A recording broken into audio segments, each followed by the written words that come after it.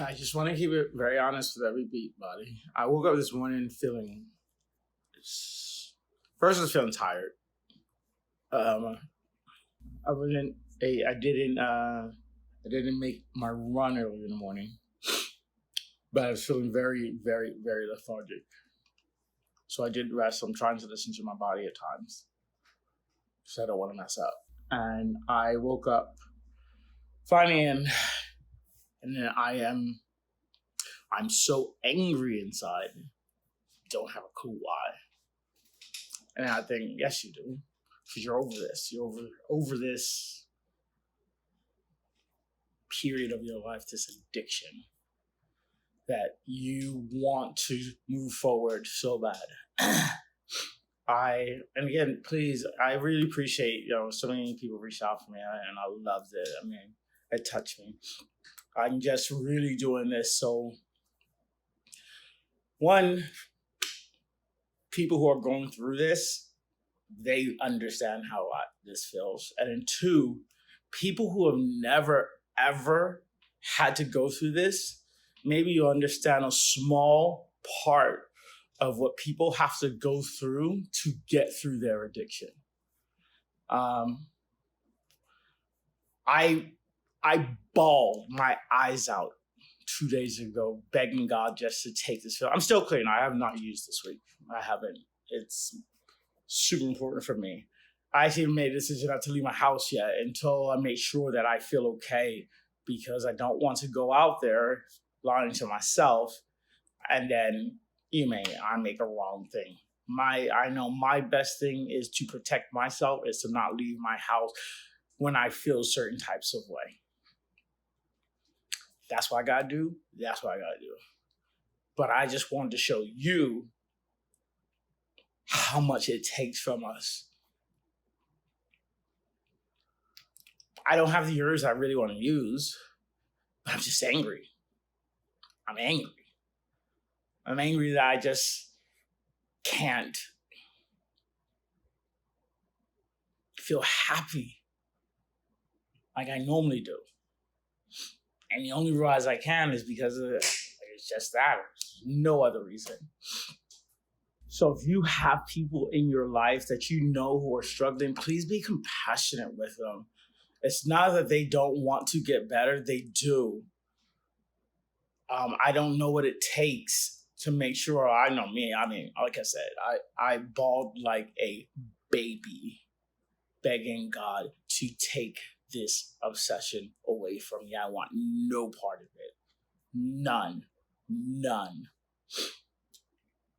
So I have to keep it. I have to keep 100 with people, so people understand. So people genuinely understand. So I just wanted to tell, because I don't really want to cry on here right now, because that's how I feel. So good morning, everyone. Yeah, I just finished stay number 2. I had to get back out here. I got up at about, I woke up at like 5:20. Got up at about 5:35. But first and foremost, did I want to? No. But I had to. It's just setting that structure. Sticking to my self-discipline. The brain. It was like, you know what, Cedric? You are still recovering from your last relapse. It's okay if you don't push yourself. Just lay back down. Come on, just go ahead. It's all right. Don't be so hard on yourself. That's always the start.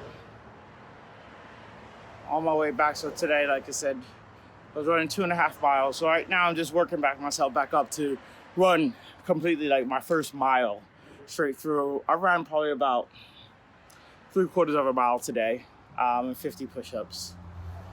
And as I was walking back, and I thought, I always said the relapse happened because of, hearing something about my ex. But then, gotta be self-aware so I understand, so I don't do the same thing. That's the only reason why I look back. I'm like, relapse started a little bit before that. Relapse started when you said it was okay. And it's not, and I love him. He's my little brother. For him to come up and, stay. And, said, yeah, you know what? Yeah, I didn't drink. Cool. We went out, had dinner. I was designated driver, but we didn't get in till 1:30, 2 a.m. in the morning. Yes, we went hiking the next day. However, I didn't get up that morning. I broke my routine of getting up every morning running. That is when I started my relapse, when I broke my routine. So it's like, I need to stick to my routine. So it's wake up and get up in the morning. Exercise, pray, meditate. These are things that I know. For me, I know they work for me. It keeps me sober. So last night, I actually did have to work a little bit last night. I'm not too late. I got home like, my last ride was about 9:30. Yeah, I'm outside my porch. Let's do whatever we call it here in LA. I don't know. East Coast, we call these stoops. Well, New York, we call these stoops. But anyway,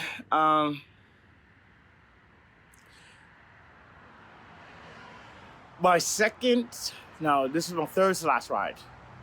It was cool. I was actually all the way in Anaheim, and I got a ride, and it was a young Hispanic, and he was gay, so we had a great conversation. Driving to Whittier, about 30-minute ride. Really, really good conversation about, equality for all. Because that's what I'm about, equality for all. Equality for all. We talked about, gay rights. We talked about wedding, adoptions, wanting kids, etc. All the stuff that I actually want. And it wasn't like us flirting. It was just talking about, our desires that we would like in the future. And it was nice. So I dropped him off. Really great talk. And as soon as I dropped him off, I says, okay, I see you, God. I see you. You're trying to keep me focused to show me that, okay, Cedric, just keep going down the path, because there are people that we even talked about, there's going to be a new Christian gay dating app. All right, so, okay. All right, I see you, God. Okay, yes, that's supposed to keep me motivated. That's supposed to keep me also, because that's a big desire of mine is, family, husband. Next ride, pick up. A guy in the back, and, we're talking. He's like, yeah, man, I've been partying too hard, working too hard, just getting I got to sleep tonight, I was partying all night, blah, blah, blah. He's talking to me, asking me what I did, asked about Lyft, how it was, but then, like, what do you also do? And spoke about motivational speaking, explained my story. I was an addict, and he was like, how long you've been clean? I says, about 2 days. And he was like, he's like, God, yo, I feel you, bro, because that's me, yo. I was smoking, blah, blah, blah. Crystal meth and weed, yo, that was my thing. Boom. Woo. Devil. And, had not too long of a conversation about it, but, of course I felt it. What was nice is my meditation from that morning was about becoming a witness to your feelings, to your emotions. So, I didn't act on it, what he said, and I didn't say, yo, can you get me any, even though it was just like, and when you get those feelings, and now I just really understand this, okay, so there are butterflies that we actually get, but then there are butterflies when it feels like your stomach is actually going to explode. Oh man, it's not nice. And, after you got out of the car, I just took some big deep breaths. One of the things I had already done, I'd already switched off my app because I was like, yeah, I am going home. I'm not staying out. I'm not putting myself at risk. I'm going home. I had already known that. And that was an attempt, and it was cool because I did make it home, made it home. I came straight home, didn't cruise, didn't start wondering. It was and that feeling did subside. It did subside. I had the good music on, I had my Christian hip hop on. Hey, good morning, bro. And I was thankful, very thankful that I made home and I knew, I know the devil's going to come in and test, and I just have to keep reminding myself what the contrary action is, what I need to do to make sure, because it's going to happen. It's not. But first and foremost, these are the things that I actually need to do. And this is also, I thank you guys for whoever does listen, because this holds me accountable. Me putting these up here is as much as to inspire anyone, but it's also hold myself accountable. And then just a diary for me to look back, to see my journey, to see where I started from to when I end up as being on that stage as a great motivational speaker. All right, it's time to get upstairs because I got to go shower, pray, meditate, read. That's my structure. Hello. So I switched over yesterday, and now I was out working. I worked this morning, came home, had a couple meetings. Had a really good therapy appointment. I'm gonna start working on some stuff that I really need to start working on. It's gonna help me get to where I want to get to. And then I had a long ride all the way. I was like 60 miles out, and it was a really good ride. And then I was gonna see if I can get some work out there. Didn't really get too much, but then I started to feel something within my spirit, within my soul, and I did something. First, I wanted to take a nap. And this is something that I'm learning that I need to start working on, is what would I tell my 5-year-old self, that child that's inside of me.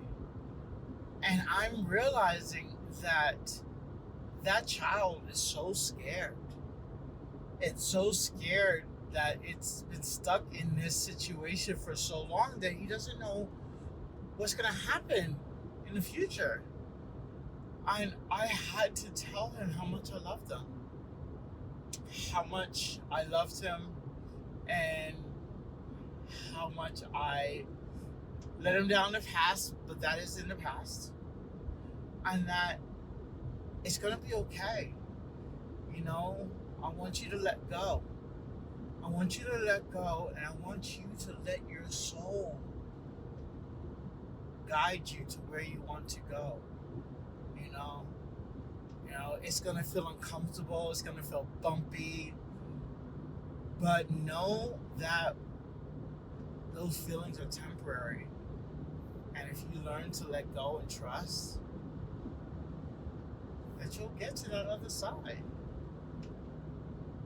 It was so soothing doing that. I actually went to sleep.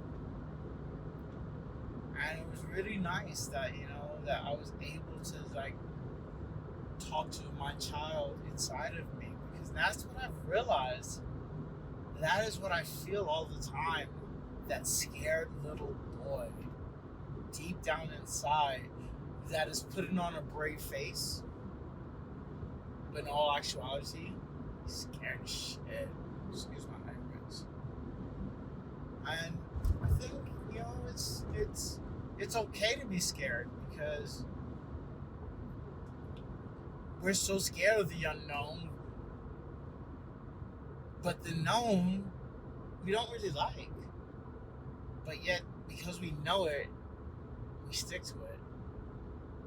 But that little boy, he's getting tired. He's 5, but he feels like he's 50. And he just wants to be a little boy again. He just wants to be happy. He wants to feel joy inside. And I'm trying to help him get there. Really trying to help him get there. So, I just wanted to come on and just share that with you really quickly. As I'm taking this drive, because I made a decision that, I had a little encounter, nothing bad, but something that would have sent my triggers off the chart. But I decided that it's probably weakened my mindset, weakened in the sense that I can feel the uncomfortability, and instead of me putting myself in jeopardy, take myself and put me behind my protected zone, which are my walls, my house. Go cook some fish, right? Some vegetables, and have some dinner and hit a meeting. That's what I'm gonna do for the evening. What up, what up, what up? Hey, so doing a little something different today. I'm actually taking a little break from working. I did work earlier this day. I worked for about 4 or 5 hours. It was a bit of a different day for me today, from a working perspective. So it's nice that I actually have this break. I'm actually meeting some friends. They're in town, and so we're down. I'm down over here, Manhattan Beach. Beautiful, isn't it? That's the one way you realize how blessed I am. Sometimes I think about the problems that I actually talk about, or I create in my mind, which they're more serious. They're not as serious as what I guess what life is. And driving around LA at the moment is really bad because it's our homeless problem is out of control, and I feel so bad that we're not doing too much for them. But yeah, so I'm taking a little bit of break. Like I said, work was a little bit different. This is all about what I would tell my 5-year-old self. And I was driving today, and some of the things I want to make sure that I understand, if I had that chance, was to not be so scared. Not be so scared to be you. I think that's super important. You realize that we hold back of being who we are because we're worried about all the judgment. And guess what? That's the same as what everyone else is actually thinking inside. So, Papa, don't ever be scared to be you. You have such a shining light that you could share if you could stop holding back from being who you are. I don't want you to lose yourself. I want you to always be you. And don't try to please everybody else by doing what they want to make them happy. I don't want to spoil what your life is going to turn out to be, but I just want you to know that you have some ups and downs. So that's just really just from today. I'm gonna do something. I'll do a little speech that's gonna come up later on. But just what I was feeling today. Because look at how beautiful today is. And that shows me how beautiful life is. And that's what I'm taking from this whole day today. All right. So I'm going to go meet up with my friends. I might get them on camera. I'll see. I'll let you know.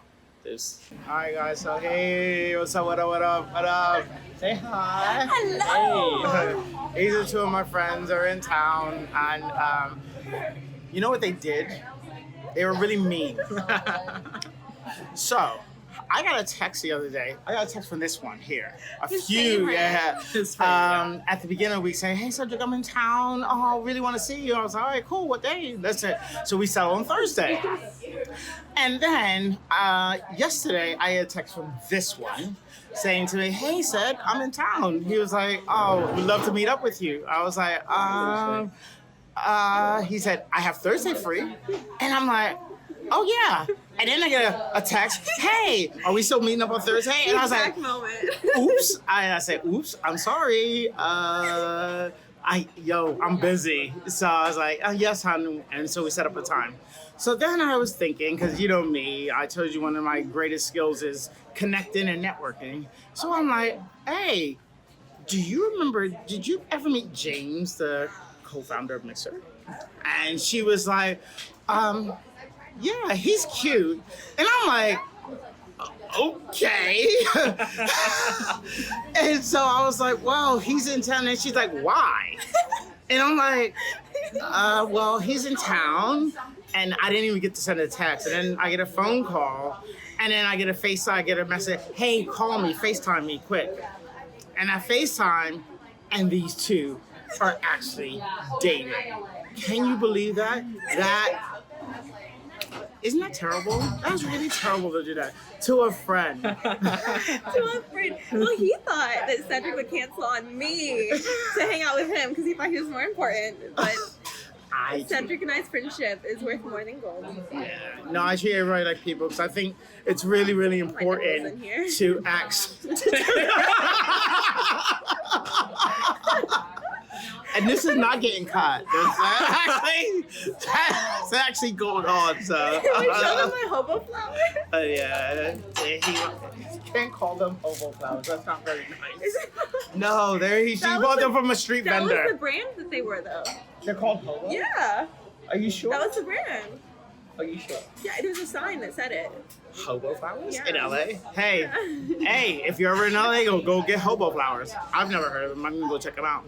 Anyway, we're having a really good afternoon. We're sitting here in Manhattan Beach. And no, the alcohol is not for me. I had water.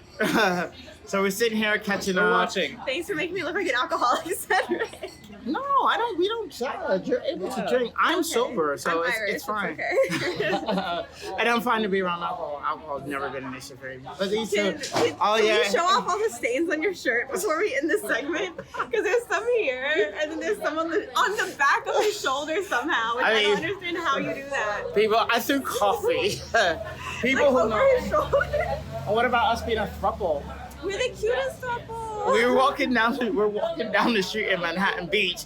She's in the middle holding both our hands, and the looks we actually got. So. They were just jealous. They were like, oh. And the flowers. And the flowers. They were looking very confused. We were very judged. Yeah, very, very, very judged. Oh, and then I smacked your butt. Very hot, like it echoed. There was an echo.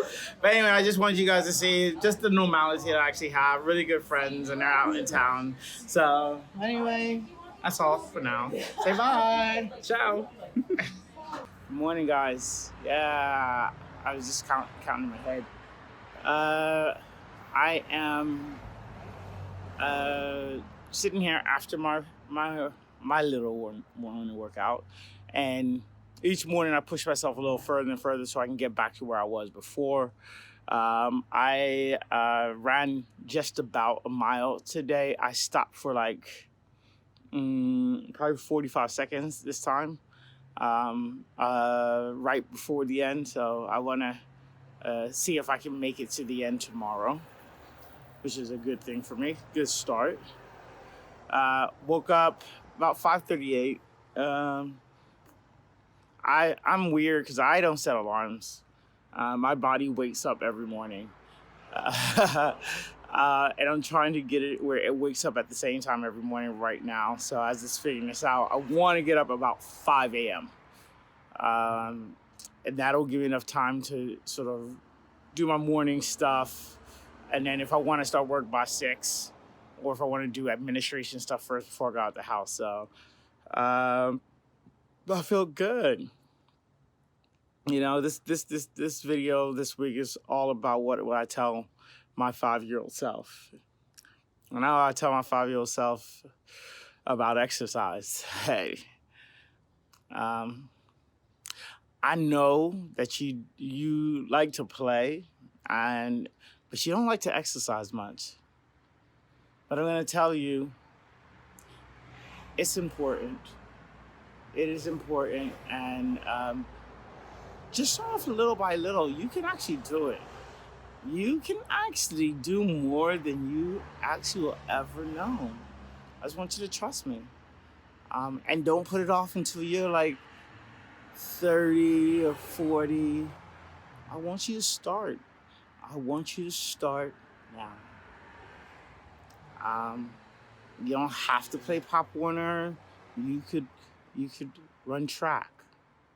You can do gymnastics if you want to. I know that's something that you loved. But I want you to do it no matter what. Okay? So I want you to do that. And I want you to know that I'm never going to leave you and I love you. And that's a little bit what I was telling him. Just to start. I'm going to have a little bit more to talk to him about. But yeah, this is now really talking about what I would tell my 5-year-old self that could help me. But not ruin my journey, because I think it's important that what I've gone through is what's making me who I am. But if I can share some nuggets, if I can share some things that could help not have to go through the entire process, it would be amazing. So let me get inside and shower and do all my other bits. Peace. What up, what up, what up? Good morning. Yeah, it's first I'm gonna start off with I thank God for day number 8. I woke up, I'm clean. I got out here, did my workout. It's about 5:30 right now, so it's nice. I want to be out of the house between 6 and 6:30.